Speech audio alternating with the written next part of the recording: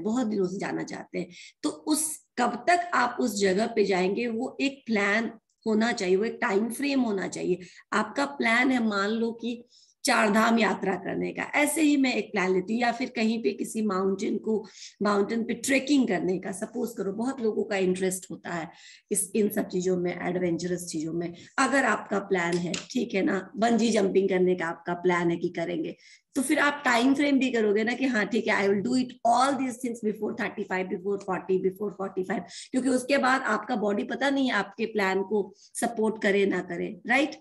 जैसे जैसे आप ग्रो करेंगे, जैसे जैसे आप ऊपर की तरफ बढ़ेंगे, तो धीरे धीरे 60 के बाद या 50 के बाद लोग वीक होने लगते हैं फिजिकली, बहुत ज्यादा एडवेंचरस काम नहीं कर पाते अगर शुरू से करने की आदत नहीं है तो आपने आपका जो प्लानिंग है, मान लो कि माउंटेनिंग करने का, ट्रेकिंग करने का, या फिर बंजी जंपिंग करने का, या फिर कहीं घूमने जाने का, जो भी प्लान है, आप एक टाइम फ्रेम दोगे ना कि before 35, before 40 I will complete these things visiting, क्योंकि बहुत सारी जगहों पे सर्टेन एज के बाद अलाउ भी, जैसे लेह लद्दाख जाना है आपको, ठीक है, मान लो लेह लद्दाख जाना है, तो एक टाइम फ्रेम होना चाहिए कि कितने से कितने साल तक मैं अपना ये जो मेरा प्लान है लेह लद्दाख घूमने का जो ड्रीम है वो मैं कवर कर लूंगा। क्योंकि सर्टेन टाइम के बाद जब बीपी, शुगर और इस सब चीज के पेशेंट हो जाते हैं लोग, तो उनको मेडिकल प्रॉब्लम्स होते हैं और इसके कारण उनको अलाउ नहीं किया जाता उन सब जगहों पे जाना, तो आपका फिर ये सपना अगले जन्म में पूरा होगा।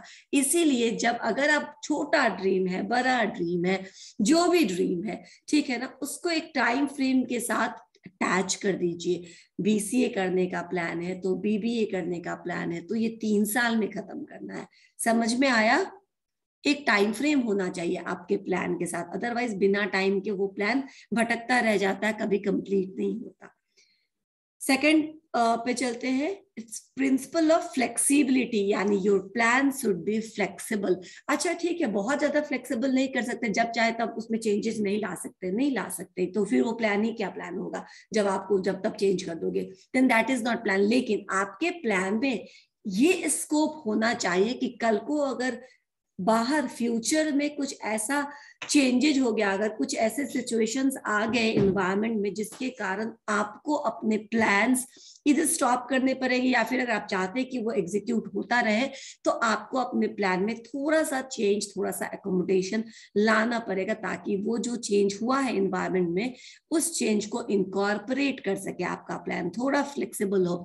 रिजिड इन द सेंस कि मैं आपको एक एग्जांपल देती हूँ, कुछ ऐसे दुकानदार थे मैं बोल रही हूँ, माइंड इट, कुछ ऐसे दुकानदार थे या कुछ ऐसे लोग थे, एम्प्लॉयर्स थे, जो हमेशा कैश में पेमेंट करना पसंद करते थे या कैश में पेमेंट लेना पसंद करते थे, जहां कोई भी ऑनलाइन ट्रांजेक्शन्स का, ऑनलाइन एप्स का कोई भी फैसिलिटी नहीं था। लेकिन during demonetization and after demonetization, अगर उन वैसे व्यवसायियों ने, वैसे एम्प्लॉयर्स ने, वैसे लोगों ने अपने इस चीज को चेंज नहीं किया, if they do not adopted this online method of payment, तो क्या होगा, उनका बिजनेस फल फूल पाएगा? नहीं पाएगा, क्योंकि most of the people are now shifting towards cashless economy, right.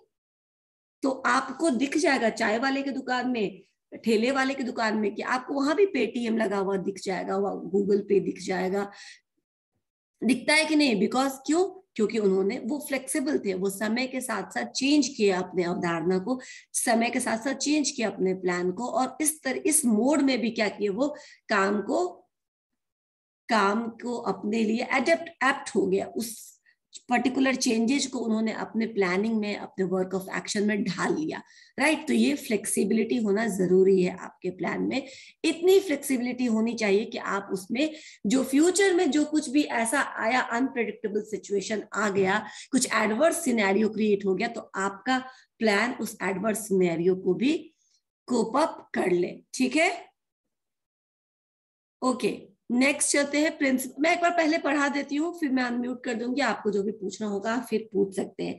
Next है प्रिंसिपल ऑफ पॉलिसी फ्रेमवर्क, यानी कि कोई प्लान जो है वो उस पॉलिसी के फ्रेमवर्क के अंदर होना चाहिए। सपोज करो कि कोई एग्जाम्पल लेते हैं, 5 ईयर प्लान का कोई एग्जाम्पल लेते हैं। मान लो कि 5 इयर्स प्लान में जो गवर्नमेंट बनाती है 5 साल के लिए जो वो डिसाइड करती है या हर साल के लिए जो डिसाइड करती है, सपोज करो कि एजुकेशन मिनिस्टर ने, सेंट्रल गवर्नमेंट ने एजुकेशन में, ठीक है ना, एजुकेशन फील्ड में 1 करोड़ रुपए का इस बार सोचा है, बजट रखा है कि हम 1 करोड़ रुपया इस बार एजुकेशन में लगाएंगे, एजुकेशन के ग्रोथ में, डेवलपमेंट में, इस सब में लगाएंगे, ठीक है।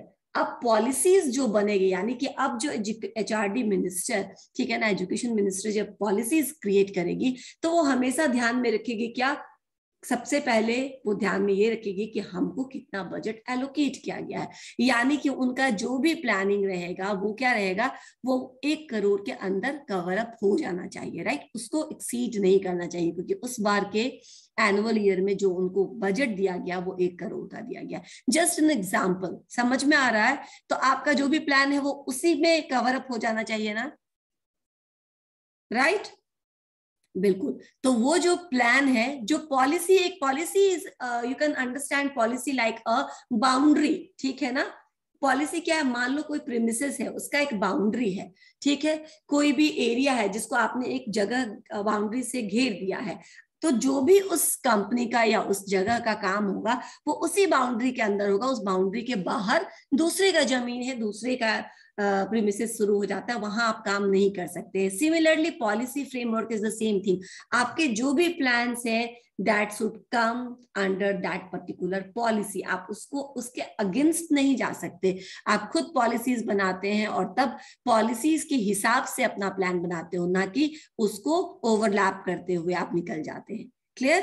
तो आपका प्लानिंग पॉलिसी फ्रेमवर्क के अंदर होना चाहिए, जो पॉलिसी है उसको फॉलो करते हुए जो भी प्लान बनाना बनाइए। लेकिन अच्छा ठीक है, जब भी हमारे यहाँ कोविड का जब ज्यादा केसेस बढ़ने लगते हैं तो हमारे यहाँ लॉकडाउन हो जाता है, there will be general guidelines कि आप 8 बजे के बाद बाहर नहीं निकल सकते, 8 PM के बाद नाइट कर्फ्यू लग जाता है, राइट। अगर आपका प्लान घूमने का है तो भाई 8 बजे से पहले घूमकर घर आ जाओगे ना, या फिर वो प्लान 8 बजे के बाद का बनाओगे? बाद का बनाओगे तो डंडा लगेगा, राइट। दैट मीन्स कि आपका प्लान उस पॉलिसी के अंदर आना चाहिए, उस पॉलिसी के को अपने में इनकॉर्पोरेट करना चाहिए, उसको क्रॉस नहीं करना चाहिए। आई थिंक अब मैंने आपको ये समझा दिया है। नेक्स्ट अगर नहीं समझ में आए तो बाद में पूछ लेना। Now principle of limiting factors, यानी कि मैंने ये भी बताया था जब हम लोग फैक्टर्स पढ़ रहे थे प्लानिंग के लिए, तो लिमिटिंग फैक्टर मतलब what are the constants, what are the scarce resources. तो एक प्रिंसिपल प्लानिंग का ये भी है कि जो भी लिमिटिंग फैक्टर है जो आपको रोक सकता है उस काम को करने के लिए, या जिस चीज की आवश्यकता होती है लेकिन आपके पास नहीं है, वो आप पहले ही कंसीडर कर ले कि अगर आपके पास नहीं है तो आप कहाँ से लाएंगे, कैसे मैनेज करेंगे, या फिर उसके बिना ये काम को कैसे किया जा सकता है। यानी think before the limitations, think before the beforehand you think about the limiting factors. What are the limiting factors that can either delay your planning or stop you from further progress, right? तो ये limiting factor को consider करना advance में, ये एक planning का principal होता है, पहले आपको सोच लेना चाहिए। And the last one is principle of selection of the best alternative, यानी किसी भी काम को करने के लिए there may be different options, then how you will find out that which option is the best option. कैसे आप ये करेंगे कि यही हमारे लिए सबसे अच्छा तरीका है, ये इवैल्यूएट करके फिर उस प्लान को आप चुनिए।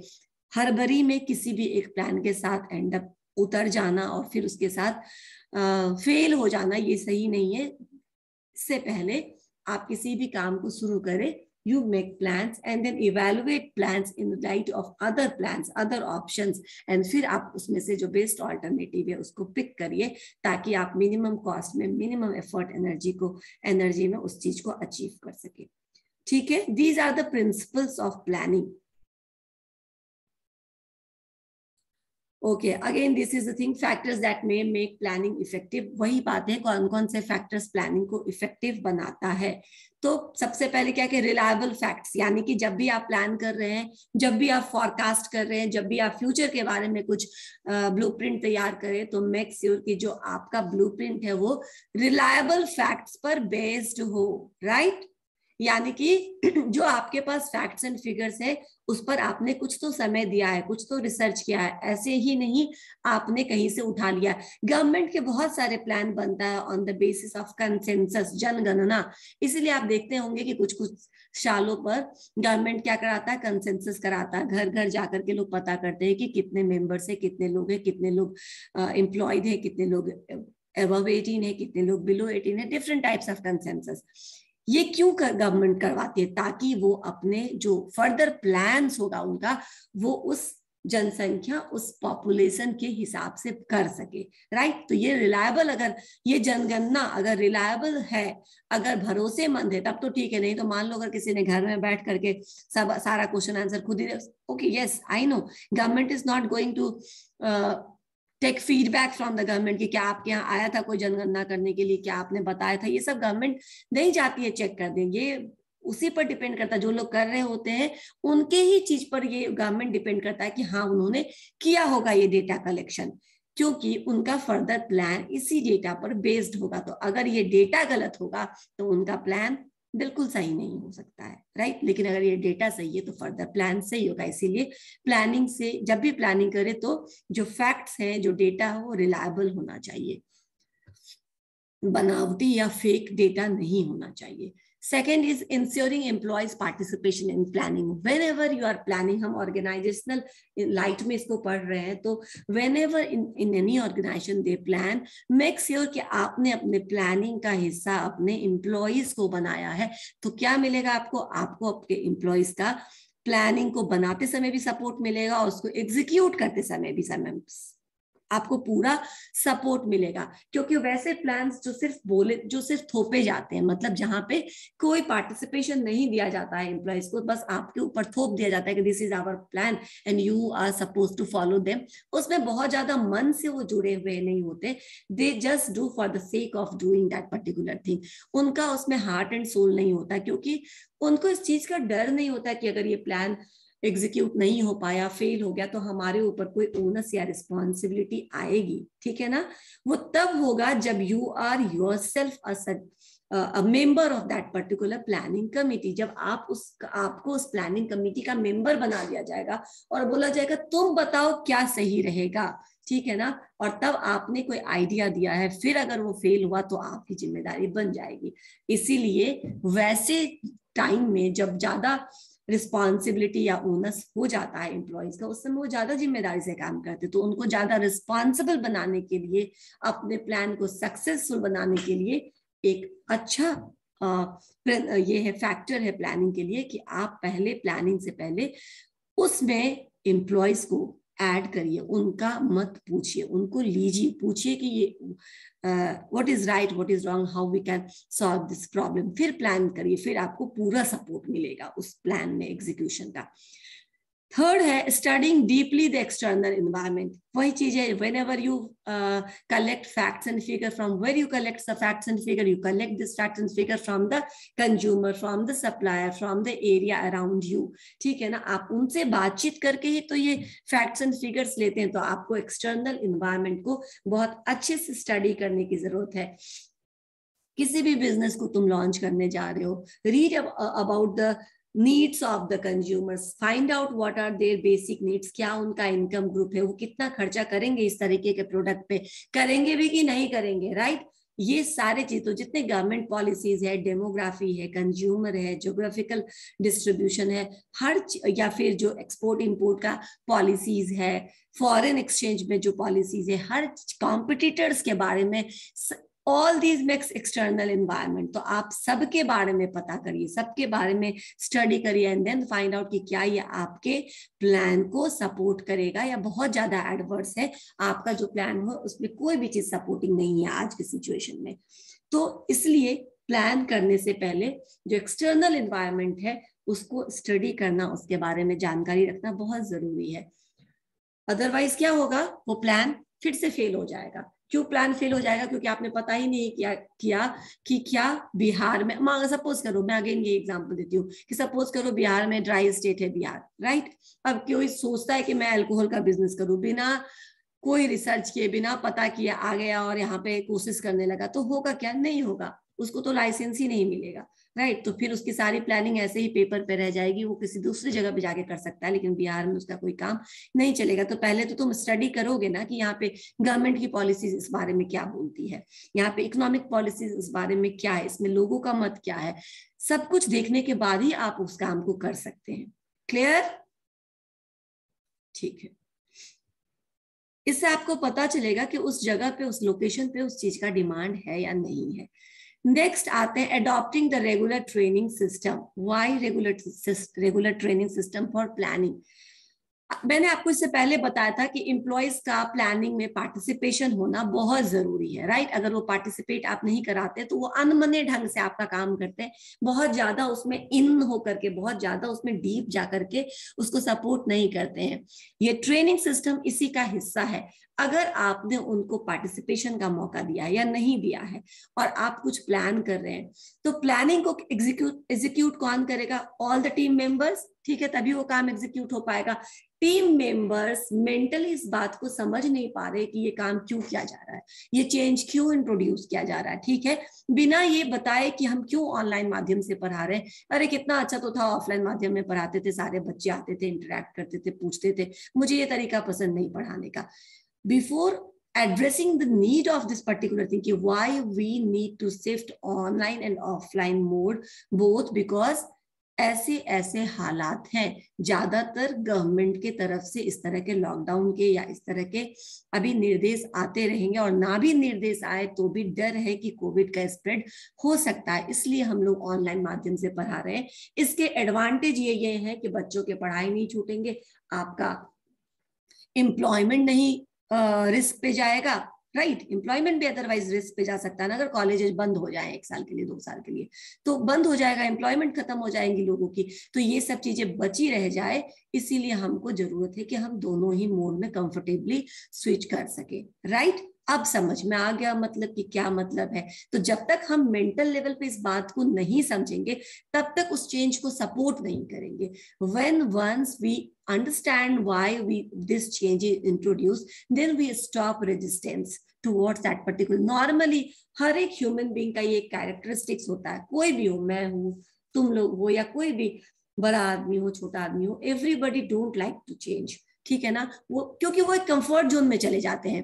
मैं आपको बोलती हूँ, लोग कहते हैं ना कि अपने अपने प्रॉब्लम से टेबल पे रखो, और जब बाद में ये होगा कि एक्सचेंज कर लेते हैं प्रॉब्लम्स। तो मैंने कहीं ये देखा था, तो लोग अपने ही प्रॉब्लम्स उठाते हैं, क्यों?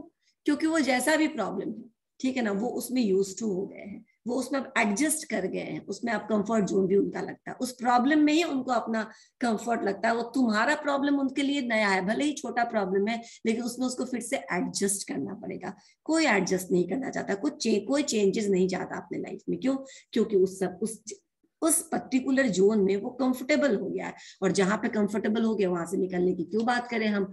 लेकिन सब कुछ बदलता है, आपको भी बदलना पड़ेगा। दैट्स वाई आपके ट्रेनिंग के थ्रू आपको ये बताया जाता है कि क्यों आपको चेंज करने की जरूरत है, क्यों ये सिनेरियो आया, और अब आपको ट्रेनिंग दे रहे हैं हम लोग। सपोज करो, चलो ठीक है, मेरे लिए इतना मुश्किल नहीं है, आजकल के जनरेशन के लिए इतना मुश्किल नहीं है, लेकिन आज से, अभी से जो 50-55 ईयर्स 60 ईयर्स के लोग हैं, जो बहुत 60 प्लस के लोग हैं, वो बहुत ज्यादा फ्रेंडली नहीं है। बहुत सारे कॉलेज में प्रोफेसर हैं जो 60 प्लस हैं, राइट, गवर्नमेंट कॉलेजेज में। अब तो सही है, ठीक है ना। उनको बोला ऑनलाइन माध्यम से करो, भाई उनको कभी उन्होंने मेल नहीं किया खुद से, कभी उन्होंने कंप्यूटर को छुआ नहीं, कभी उन्होंने टाइप, वो कैसे स्क्रीन शेयर करेंगे, वो कैसे पीपीटी बनाएंगे, वो कैसे अपना ऑनलाइन करेंगे, उनको कितना सारा हेल्प चाहिए होता है ना। बहुत सारे टेक्निकल स्टाफ उनको असिस्ट करते रहते हैं। तो वो क्यों चाहेंगे कि ऑनलाइन माध्यम से पढ़ाई हो? वो क्यों नहीं चाहेंगे कि हमारे पुराना माध्यम से पढ़ाई हो? वो बिल्कुल चाहेंगे, क्योंकि उसमें वो कंफर्टेबल थे, इसमें वो कंफर्टेबल नहीं है। तो ये नीड बताना उनको ट्रेनिंग के माध्यम से, अब उनको समझ में आएगा कि अच्छा ठीक है, अब मुझे सीखना पड़ेगा। और धीरे धीरे ट्रेनिंग के माध्यम से आप उस नए चेंज को भी उनके लिए आसान बना सकते हो। वो अपने आप को उस न्यू चेंजिंग सिनेरियो में एडेप्ट कर सकते हैं, अपने आप को धीरे धीरे ढाल सकते हैं। इसीलिए ये रेगुलर ट्रेनिंग जरूरी होता है, ताकि ट्रेनिंग के बाद नया हो पुराना हो, उसने कभी उस सोर्स को यूज किया हो नहीं किया हो, लेकिन वो धीरे धीरे सीख जाता है। कभी हफ्ते भर की ट्रेनिंग एनफ होती है, कभी महीने भर की ट्रेनिंग एनफ होती है, कभी 2 दिन की, कभी 1 दिन की, कभी उससे ज्यादा की, समझ में आया? ट्रेनिंग इसलिए ताकि आप उसको एक्सेप्ट कर सको, आपका बॉडी और माइंड उसको एक्सेप्ट कर सके, और अब आप रेजिस्ट करना यानी कि उसका विरोध करना बंद कर दीजिए। ठीक है, तो ये पार्टिसिपेशन भी इसीलिए जरूरी है और ट्रेनिंग भी उसी का एक पार्ट है कि आप उसको एक्सेप्टेंस करिए, उस चेंज को एक्सेप्ट कर लीजिए। ठीक है, और लास्ट पॉइंट है इसमें, making plans simple and practical, यानी finally at the end of the day आपका जो प्लान है वो सिंपल होना चाहिए। बहुत कॉम्प्लेक्स रहेगा, किसी को समझ में नहीं आएगा। अभी सिंपल, बहुत it's very simple to connect with zoom classes, right? आपको एक लिंक जाता है, आप लिंक को टच करते हैं, आप जूम क्लास से उनके अंदर आ जाते हैं, आपको हम एक्सेप्ट कर लेते हैं, आपको हम इन कर लेते हैं अपने क्लास में, राइट? It's very simple. लेकिन मान लो यही प्रोसेस बहुत कॉम्प्लिकेटेड होता तो क्या ही फायदा होता जूम का, राइट? 3-4 बार कोई आईडी डालो, कुछ डालो, फिर वो आपको कहीं और भेजती, फिर वो आपको कहीं और भेजती, 3-4 बार कुछ रोज रोज रिपीट करते तब आते, कितना हेक्टिक हो जाता है ये। तो जो प्लान है वो सिंपल होना चाहिए और प्रैक्टिकल होना चाहिए, यानी रियलिस्टिक होना चाहिए। बिल्कुल भी इमेजिनरी प्लान्स रहेंगे तो वो एग्जीक्यूट नहीं हो पाएंगे। उसका बिल्कुल भी धरातल से कोई ना कोई संबंध होना चाहिए उस प्लान का, कि हाँ वो हो सकता है कि नहीं हो सकता है, राइट? एंड सिंपल प्लान्स छोटे छोटे स्टेप्स में डिवाइडेड होना चाहिए ताकि उसको फॉलो करना बहुत डिफिकल्ट नहीं होगा। बहुत कॉम्प्लिकेटेड प्लान्स रहेगा तो पहले ही बहुत भारी लगने लगेगा, है ना?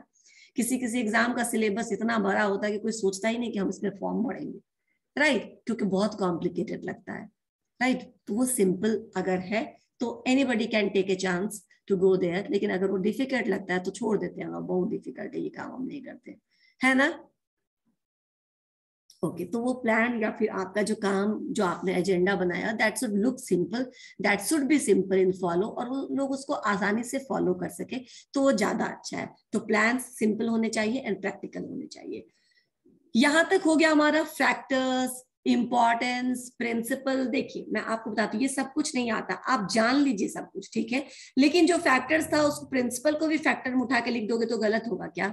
नहीं गलत होगा। वही है, उसमें टाइम फ्रेम उसमें भी है, प्रिंसिपल में प्रैक्टिकल होना चाहिए वो चीज उसमें भी बताया गया है। उसके बाद फ्लेक्सिबल होना चाहिए, वो आपको पहले भी पता है कि प्लान शुड बी फ्लेक्सिबल, क्योंकि कभी भी चेंजेस आ जाएंगे तो रिजिड होगा तो फिर आप फेल कर जाएंगे। वही चीज सरवाइव करता है जो लचीला होता है, राइट? नहीं तो टूट जाता है, मालूम है ना आपको? इसीलिए फ्लेक्सिबिलिटी होनी चाहिए ताकि वो हर सिचुएशन में सरवाइव कर ले। टाइम फ्रेम होना चाहिए, पॉलिसी के अंदर आना चाहिए, सब कुछ वही। अगर आप इसको फैक्टर्स में भी डाल दोगे तो चलेगा, सही रहेगा, कुछ गलत नहीं होने वाला है। लेकिन इंटरनल एग्जाम में ऐसा मत करना, क्योंकि मैं हर चीज तुम्हें समझा समझा कर पढ़ाने की कोशिश कर रही हूँ, तो मेरे साथ फांकी मत मारना, मैं नंबर काट लूंगी, ठीक है? आप टू द पॉइंट लिखिए, लेकिन ठीक है बहुत कुछ मिलता जुलता है तो आप प्रिंसिपल ना लिख करके fact best selection of best alternative, ठीक है? उसके बाद आप लिख सकते हैं फैक्टर्स में limiting factors should be considered at first hand, ठीक है ना? प्लानिंग में training should be there for the acceptance of the changes in the plan, right?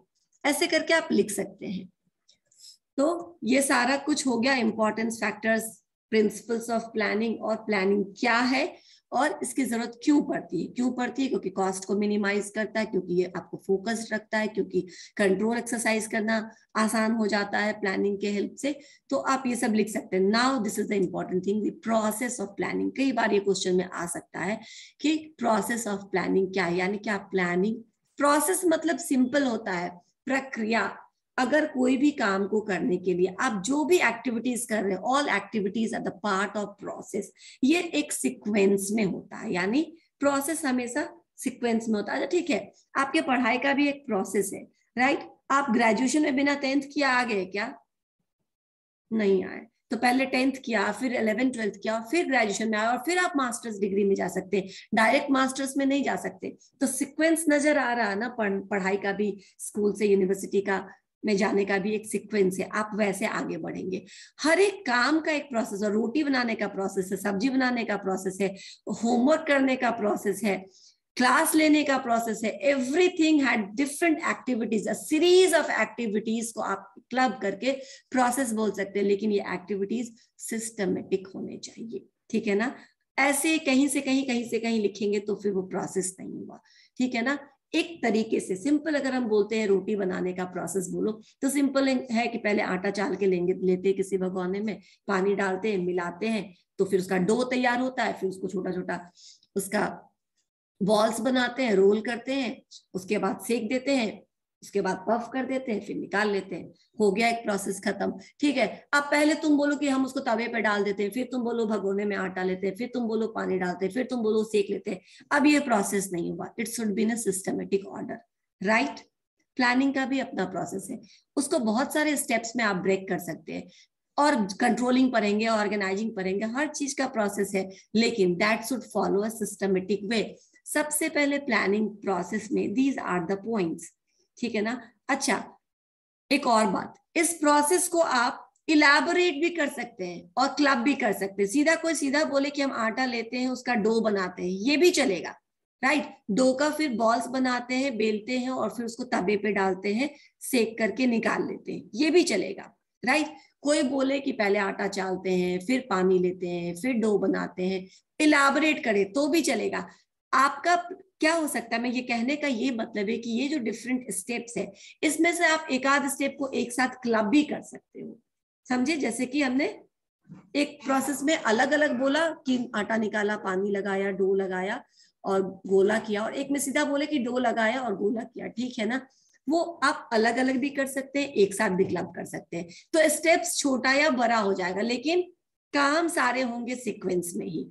For example, अगर हम बोल रहे हैं being aware of opportunity, planning का सबसे पहला स्टेप है कि आप प्लानिंग करने से पहले एक बार एक्सटर्नल एनवायरनमेंट को स्टडी कर लो। क्यों इस एक्सटर्नल एनवायरनमेंट को स्टडी करने की जरूरत पड़ रही है? क्योंकि तब आपको पता चलेगा कि आपके एनवायरनमेंट में आपके प्लान को सपोर्ट करने वाले ज्यादा फैक्टर्स हैं या उसका उस पर एडवर्स इफेक्ट ज्यादा पड़ेगा, ठीक है ना। अगर ज्यादा गलत ऐसे आपके प्लान है जिसको कोई सपोर्ट ही नहीं कर रहा, कोई फैक्टर, ना गवर्नमेंट फैक्टर सपोर्ट कर रहा, ना इकोनॉमिक पॉलिसी सपोर्ट कर रहा है, ना फिर कोई फॉरेन रूल्स या पॉलिसी सपोर्ट कर रहा, ना कॉम्पिटिटर्स के लिए भी काफी तगड़ा कॉम्पिटिशन हो जाएगा आपको कॉम्पिटिटर्स के पॉइंट ऑफ व्यू से भी, तो फिर आप क्यों करेंगे वो काम, राइट। अपॉर्चुनिटी यानी आपके काम के लिए क्या क्या संभावनाएं हैं अभी इन्वायरमेंट में, ठीक है ना, एक्सटर्नल इन्वायरमेंट में, पहले आप वो फाइंड आउट करो, है भी या कुछ नहीं है, राइट।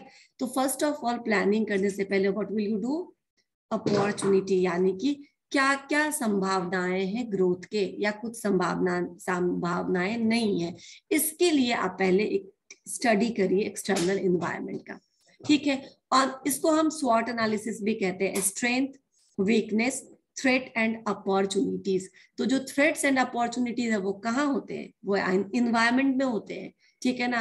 कल को पैंडेमिक आ जाएगा, थ्रेट हो जाएगा बहुत सारी कंपनी के लिए, एकदम फैल जाए, बहुत सारे मजदूर अनएम्प्लॉयड हो जाएंगे, थ्रेट हो गया।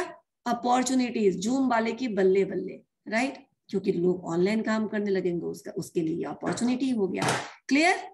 हर एक बिजनेस के लिए इन्वायरमेंट में जरूरी नहीं कि एक जो किसी एक बिजनेस के लिए थ्रेट है वो दूसरे के लिए वो क्या हो जाएगा, अपॉर्चुनिटी, दूसरे के लिए भी थ्रेट रहेगा। हो सकता है दूसरे टाइप के बिजनेस के लिए वही सिनेरियो क्या है, ज्यादा बेहतर है, एज एन अपॉर्चुनिटी काम करेगा। तो first find out in external environment कि क्या क्या ऐसा है जो फेवरेबल है मेरे प्लान के, ठीक है। जब आप एक बार ये तय कर लेते हैं कि हाँ ये सब चीजें फेवरेबल हैं, then you establish an objective, फिर आप अपना गोल निर्धारित करते हैं। सबसे पहले क्या देखते हैं कि हाँ हमारा जो लक्ष्य है उसको फेवर करने वाले, हम अगर कुछ करने वाले, ठीक है, अभी ऑनलाइन कोई बिजनेस स्टार्ट करेंगे चलेगा, क्योंकि आजकल सब कुछ ऑनलाइन प्लेटफॉर्म पे शिफ्ट हो रहा है, राइट। तो ठीक है, ओटीटी चला है ना, नेटफ्लिक्स चला, सब है, सबका जन्मदाता ये पेंडेमिक है, सब पहले से था, लेकिन इतना फ्लरिशिंग नहीं था जितना अब है, राइट। तो ये क्या हो गया, पहले आपने स्कैन किया एनवायरनमेंट को, एनवायरनमेंट के हिसाब से अपना एक ऑब्जेक्टिव सेट किया, गोल सेट किया कि हमको इस बिजनेस में जाना है या हमको इस तरह का काम करना है।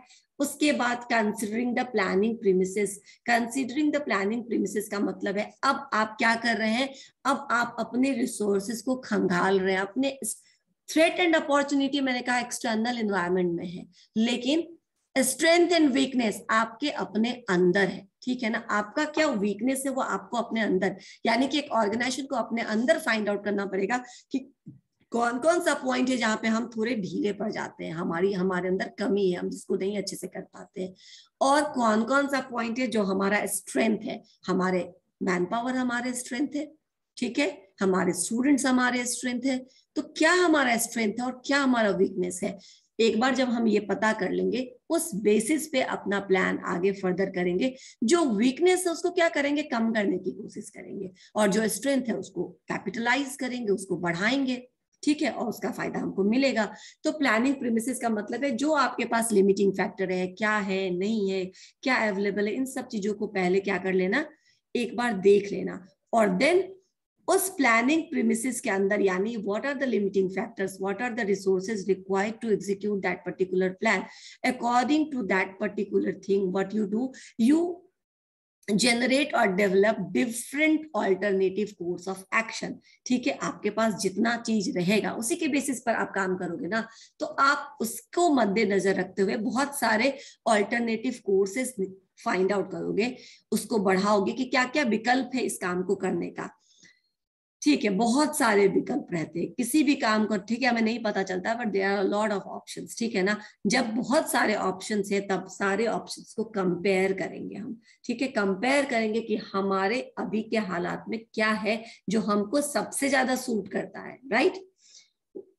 ऑब्वियसली ना, मान लो कि आपके पास 5,000 रुपया और आप वो लेकर के बाजार जाते हो, तो आप अपने जेब के हिसाब से ही खर्चा करोगे ना, या किसी बगल वाले की शॉपिंग देख करके कि वो 10,000 का सामान ले रहा तो आप भी ले लोगे, नहीं लोगे, राइट। तो आपका जो प्रीमिसेस है, आपके जो अवेलेबल रिसोर्सेस हैं, जो कैपेसिटी है, जो कैपेबिलिटी है, उसके हिसाब से आप different course of action decide करते हो, और फिर किसी एक कोर्स ऑफ एक्शन को जो उस समय आपको लगता है कि this is the most favourable and most suitable plan, आप उसको क्या करते हैं, चुन लेते हैं। Once you select one of the alternative that becomes your plan, right. अच्छा, अब वो तो आपका कंपेयर करने के बाद आपने comparing the alternative and selection भी यहाँ पर आप लिख सकते हो, सेलेक्टिंग एन ऑल्टरनेटिव। उसके बाद आप क्या करोगे, नेक्स्ट लेवल पे फॉर्मुलेट सपोर्टिव प्लान। एक प्लान आपने बना लिया, तो उस प्लान को सक्सेसफुली एग्जीक्यूट करने के लिए आपको छोटे छोटे स्टेप्स में भी प्लान लेना पड़ता है, बनाना पड़ता है। That plans are supportive plans, जो उस प्लान को इम्प्लीमेंट करने में और अकम्प्लिश करने में आपकी मदद करता है। तो अब आप क्या करेंगे, एक छोटे छोटे से प्लान्स भी बनाएंगे। वो मान लो 1 साल या 6 महीने का तुमने प्लान बना रखा है, तो उस प्लान को अचीव करने के लिए, उस गोल्स को अचीव करने के लिए आप कुछ सपोर्टिव प्लान्स बनाते हैं। Then you implement the plan. Then now what you are doing, you have implemented the plan. अब एक्शन शुरू। अभी तक क्या था, पेपर पे चल रहा था या दिमाग में चल रहा था, अब इम्प्लीमेंटेशन के साथ क्या होता है, अब वो काम का क्रियान्वयन शुरू हो जाता है, अब आप उस काम को करना शुरू करते हैं, ठीक है। That plan is now transform into physical form, right. अब काम हो रहा है तो आपको समय समय पे फॉलो अप करना पड़ेगा, रिव्यू करना पड़ेगा, वो काम कैसा चल रहा है, एज पर योर डिजायर्ड गोल चल रहा, आज पर यो डिजायर्ड प्लान वो जा रहा है या डेविएशन हो रहा है। डेविएशन हो रहा है तो उसको ठीक कर देते हैं, फिक्स कर देते हैं, और ताकि वो फिर से अपने रास्ते पर आ जाए। और लास्ट में हो जाने के बाद हम रिव्यू करते हैं कि हमारा जो प्लान था, हमारा जो ऑब्जेक्टिव्स था, जिसको करने के लिए, अचीव करने के लिए हमने इतना सारा मेहनत किया, इतनी सारी प्लानिंग एंड सपोर्टिंग प्लान्स बनाए और उसको इम्प्लीमेंट किया, वो हमारा ऑब्जेक्टिव्स कितना हमने अचीव किया, राइट। ये आपका पूरा प्रोसेस है प्लानिंग का। मैं अभी थोड़ा सबको अनम्यूट करती हूँ, कोई भी किसी तरह का क्वेश्चन है तो पूछ सकते हैं, म्यूट करके। नहीं हुआ है क्या? या you can unmute yourself, anybody can unmute. Yes, बोलिए, कुछ समझ में ना आया हो तो पूछो, बाकी मैंने सबको एक्सप्लेन कर दिया है। फॉलो अप क्या होगा? फॉलो अप मतलब होता है, मैं बताती हूँ, मैंने तुम्हें कोई काम दिया करने के लिए, ठीक है, और मैंने 1 हफ्ते का टाइम दिया कि 1 हफ्ते में तुम्हें ये काम मेरा कर देना है, ठीक है ना। सपोज करो कि मैंने तुम्हें कुछ कॉपीज दी चेक करने के लिए, ठीक है, कॉपीज दी चेक करने के लिए 50 कॉपीज, और बोला कि मुझे 2 दिन में ये वापस कर देना, राइट। अब 2 दिन के बाद you didn't turn up, right, तो मैं 2 दिन के बाद जागूंगी, यानी कि बहुत सारा समय नुकसान हो जाएगा। तो मैं आपको क्या करूंगी, जिस दिन दिया उसके 10 घंटे बाद, 12 घंटे बाद पूछूंगी काम कितना हुआ, कितने कॉपी चेक हुए, तुमने कुछ किया या नहीं किया। दैट मीन्स मैं फॉलो अप कर रही हूँ। अगर नहीं किया तो मुझे वापस कर दो, मैं खुद कर लूंगी। समझ में अगर किया तो ठीक है, मुझे कल तक दे देना। फॉलो अप आपको हेल्प करता है ये जानने में कि आपका काम अभी कहाँ तक आगे पहुंचा है और क्या उसको चेंज करने की जरूरत है या फिर नहीं, वो चल रहा है, ठीक से चल रहा है, जैसा हमने सोचा था वैसा ही चल रहा है। फॉलो अप, मॉनिटर, रिव्यू सब कुछ एक ही चीज है। ठीक है, मॉनिटर करना आपने प्रोग्रेस को, फॉलो अप करना कि हमारा काम हो रहा है कि नहीं हो रहा है ठीक से, हम जैसा सोचे थे वैसा हो रहा है कि नहीं हो रहा है, या फिर अपने पूरे प्लान को रिव्यू करना, यानी वापस से चेक करना कि सब काम वैसा ही हुआ जैसा कि डिजायर्ड था, या डेविएशन आए और कहीं पे कुछ चेंज करने की जरूरत है। ठीक है, और कोई क्वेश्चन? ठीक है, गॉट इट मैम। किसी का और कोई सवाल? Comparing the alternative ma'am. Comparing the alternatives मतलब मैं बताती हूँ, बोरिंग रोड, आपके घर से बोरिंग रोड आने के 3-4 रास्ते हो सकते हैं ना। एक रास्ता होगा जो बहुत ज्यादा बिजी रास्ता होगा, बहुत सारा किचकिच ट्रैफिक वगैरह रहता होगा। एक होगा जो बहुत शॉर्टकट है, बहुत जल्दी आपको पहुंचा देता है, लेकिन उस रास्ते में कभी कभी उस रास्ते में अच्छा रास्ता नहीं है, ठीक है ना, एक्सीडेंट के चांसेस हो सकते हैं उस रास्ते में। तीसरा एक रास्ता है जो रास्ता तो सही है पर थोड़ा सा लंबा है in comparison to the shortest जो आपका है वे, उसके कंपैरिजन थोड़ा लंबा है। तो आप क्या करते हो, कंपेयर करते हो किधर से जाना ठीक रहेगा, आज कम टाइम है, ठीक है ना, चलो रिस्क लेके देखते हैं। वो रास्ता तो ऐसे ऊपर खाबर बहुत ज्यादा है, लेकिन हम थोड़ा धीरे धीरे जाएंगे, लेकिन हमको जल्दी पहुंच जाएंगे, राइट। नॉर्मली अगर टाइम आपके पास ठीक ठाक है तो भी आप ट्रैफिक वाले रास्ते को अवॉइड करते हो और जो आपका एक मिडवे का एक रास्ता है उसको चुनते हो, ताकि आप समय पर अपने कॉलेज पहुंच जाओ, अगर थोड़ा लेट भी निकलो तो। मतलब समझ रहे हो, एक काम को करने के बहुत से तरीके हैं, जो तरीका आपको सूट कर रहा है। आपको कैसे पता चलेगा कि यही तरीका मुझे सूट कर रहा है? जब आप बहुत सारे तरीकों को आपस में कंपेयर करोगे, राइट, तुलना करोगे, और तब देखोगे कि ये जो है वो मेरे समय के हिसाब से, मेरे मनी के हिसाब से, मेरे एनर्जी, मेरे एफर्ट सब के हिसाब से ज्यादा परफेक्ट है, उसको तब हम चुन लेते हैं। ठीक है ना, पहले हम तुलना, कंपेयर द ऑल्टरनेटिव्स के इसमें आप हैश डाल करके लिख सकते हैं, compare the alternatives and selection of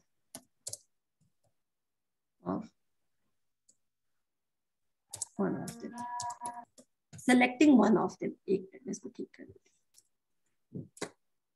ठीक है, अब ये आपका क्या हुआ, पूरा हो गया।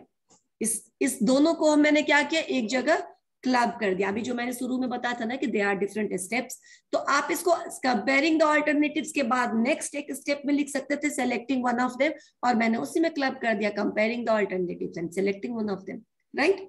कंपैरिजन करके आपने सेलेक्ट कर लिया। और कुछ?